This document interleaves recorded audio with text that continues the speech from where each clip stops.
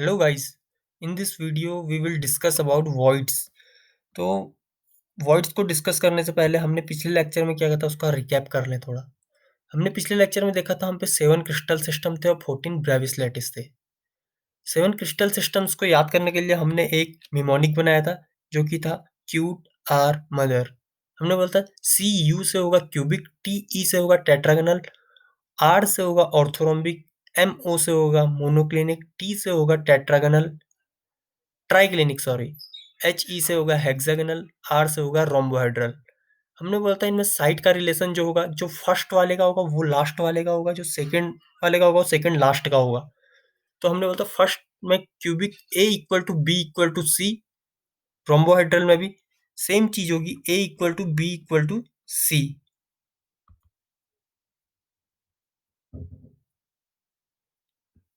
और उसके बाद हमने बोला था टेट्रागोनल में होगा a equal to b not equal to c, hexagonal में भी वही होगा a equal to b not equal to c. Orthorhombic, monoclinic और ट्राइक्लिनिक में तीनों ही साइड अनइक्वल होंगी, a not equal to b not equal to C. Angles की जब हमने बात की थी, एंगल्स का रिलेशन देखा था, तो हमने बोला था कि जो फर्स्ट थ्री होंगे क्यूबिक, टेट्रागोनल और ऑर्थोरोम्बिक, इनमें तीनों ही एंगल इक्वल होंगे और वो 90 के इक्वल होंगे। और जो अपना लास्ट होगा रोम्बोहेड्रल, उसके तीनों एंगल इक्वल तो होंगे लेकिन वो नॉट इक्वल टू 90 होंगे। फिर हमने बोला था कि जो ट्राइक्लिनिक होगा वो मोस्ट अनसिमेट्रिकल होगा, जैसे कि उसमें तीनों साइड अनइक्वल है वैसे ही उसमें तीनों एंगल भी अनइक्वल होंगे। Alpha not equal to beta not equal to gamma. Hexagonal की बात की थी, इसमें बोला था कि a equal to alpha equal to beta not equal, alpha equal to beta equal to 90, gamma equal to 120। फिर हमने बात की थी मोनोक्लिनिक की, ये आपको याद करना पड़ेगा, alpha equal to gamma equal to 90, beta not equal to 90। ये जो एंगल्स हैं अल्फा बीटा गामा, तो जो अल्फा होता है ये बी और सी साइड के बीच का एंगल होता है, जो गामा होता है वो ए और बी साइड के बीच का एंगल है, और जो बीटा है वो ए और सी के बीच का एंगल है।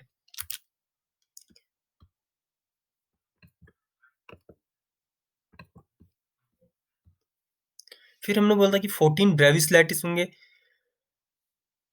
अब कौन से वाले क्रिस्टल सिस्टम में कितने ब्रेविस लैटिस होंगे, ये प्राइमरी तो सब में होगा, उसके बाद क्यूबिक में बीसीसी और एफसीसी होता है, बॉडी सेंटर्ड और फेस सेंटर। टेट्रागोनल में प्राइमरी के अलावा बॉडी सेंटर्ड होता है। ऑर्थोरोम्बिक में सारी ही यूनिट सेल एग्जिस्ट करती हैं, primary, body centred, face centre end end centre. Monoclinic में प्राइमरी के साथ एक end centre unit cell exist करती है, और ट्राइक्लिनिक, हेक्सागोनल और रोम्बोहेड्रल में सिर्फ और सिर्फ प्राइमरी एग्जिस्ट करती है। तो टोटल ये 14 होते हैं और क्रिस्टल सिस्टम हम पे टोटल 7 थे। ये क्वेश्चन डायरेक्ट आ सकता है। आज का जो हमारा मेन थीम रहेगा वो रहेगा वॉइड्स को डिटेल में स्टडी करना। तो वॉइड्स की हम क्लासिफिकेशन करते हैं on the basis of their dimension. तो वॉइड्स को हम 2 डायमेंशन में स्टडी करते हैं, वॉइड्स को 3 डायमेंशन में स्टडी करते हैं। 2 डायमेंशन 2 डायमेंशन में जो वॉइड आते हैं वो होते हैं स्क्वायर प्लेनर वॉइड और ट्राइएंगुलर वॉइड। 3 डायमेंशन में 3 टाइप के वॉइड देखने को मिलते हैं, टेट्राहेड्रल वॉइड, ऑक्टाहेड्रल वॉइड और क्यूबिकल वॉइड। अगर हम वॉइड की 2D में स्टडी करें तो सबसे पहला हम पे था स्क्वायर प्लेनर वॉइड। अगर हम एटम को एक के बाद एक इस तरीके से प्लेस करें एक एरे में, और उसके बाद जो दूसरी एरे लगाएं उसमें क्या हो, एटम जस्ट एटम के नीचे आए, एटम जस्ट एटम के नीचे आए, तो यहाँ पे हमें एक स्पेस टाइप देखने को मिल रहा है। इसी स्पेस को कहा जाता है वॉइड। और यहाँ पे ये वॉइड जो है एक स्क्वायर के शेप का है ऑलमोस्ट। तो इस टाइप के वॉइड को कहा जाता है स्क्वायर प्लेनर वॉइड। इनका जो कोऑर्डिनेशन नंबर होता है वो होता है 4। अब कोऑर्डिनेशन नंबर होता क्या है वॉइड का, जितने भी स्पेयर या एटम किसी वॉइड को फॉर्म करने में यूटिलाइज हुए हैं वही होता है उसका कोऑर्डिनेशन नंबर, या इसको फॉर्म करने में यूटिलाइज हुए हैं। तो देखिए इस वॉइड की फॉर्मेशन में कितने एटम या स्पेयर यूटिलाइज हुए हैं या यहाँ पे आए हुए हैं इस को फॉर्म करने, तो हम देखेंगे पहला, दूसरा, तीसरा, चौथा। तो इस वॉइड को फॉर्म करने में 4 हमारे एटम यूटिलाइज हुए हैं, तो इसका कोऑर्डिनेशन नंबर 4 होगा। ठीक है गाइस। फिर हम पे जो दूसरा वॉइड आता है वो होता है ट्राइएंगुलर वॉइड। अगर हम एक एरे में इस तरीके से रख दें एटम्स को, और उसके बाद जो दूसरी एरे स्टार्ट करें, तो उसमें एटम के जस्ट नीचे ना रखें, दो एटम्स के डिप्रेशन में अपना एटम रखें, तो यहाँ पे जो वॉइड होता है ये एक ट्राइंगल के टाइप टाइप का फॉर्म होता है, जैसे कि मैंने रेड कलर में यहाँ पे दिखाया हुआ है। तो इस टाइप के जो वॉइड्स होते हैं इनका कोऑर्डिनेशन नंबर 3 होता है, क्योंकि इसको फॉर्म करने में हमारे 3 एटम्स यूटिलाइज हुए हैं, 3 एटम्स यूटिलाइज हुए हैं, तो इसलिए इसका कोऑर्डिनेशन नंबर 3 होगा। रेडियस रेशियो इसका होता है 0.155 से 0.225 तक। फिर हम वॉइड इन 3D की बात करेंगे तो यहाँ पे पहला आता है टेट्राहेड्रल वॉइड। टेट्राहेड्रल वॉइड में अगर हम एक ट्रायंगुलर सीट टाइप बिछाएं, ट्रायंगुलर सीट टाइप, तो इसमें क्या होता है, अगर हम उसके ऊपर जो ये ट्रायंगुलर वॉइड फॉर्म हुआ है इसके ऊपर अगर हम एक अपना एटम रख दें इस तरीके से, और हम इसे बैक साइड से देखें तो ये कुछ इस टाइप का दिखेगा। तो इस टाइप के जो हम पे वॉइड मिलते हैं इनका कोऑर्डिनेशन नंबर 4 होता है, और इस टाइप के वॉइड्स को कहा जाता है टेट्राहेड्रल वॉइड, और इनका रेडियस रेशियो 0.224 से जाता है 0.414 तक। उसके बाद हम अगले वॉइड की बात करें तो ये होगा ऑक्टाहेड्रल वॉइड।